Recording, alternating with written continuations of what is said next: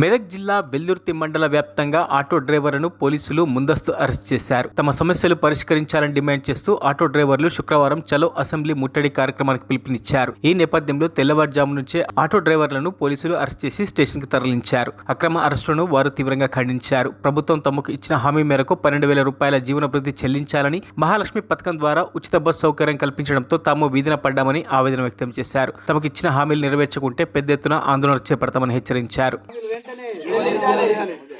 ఇస్తామన్న 12,000 వెంటనే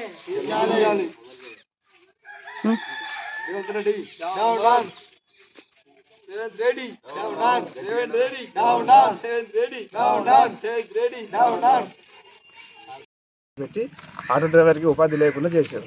కాబట్టి ఆటో డ్రైవర్లకు ప్రభుత్వం ఎలాంటి సాయం లేదు.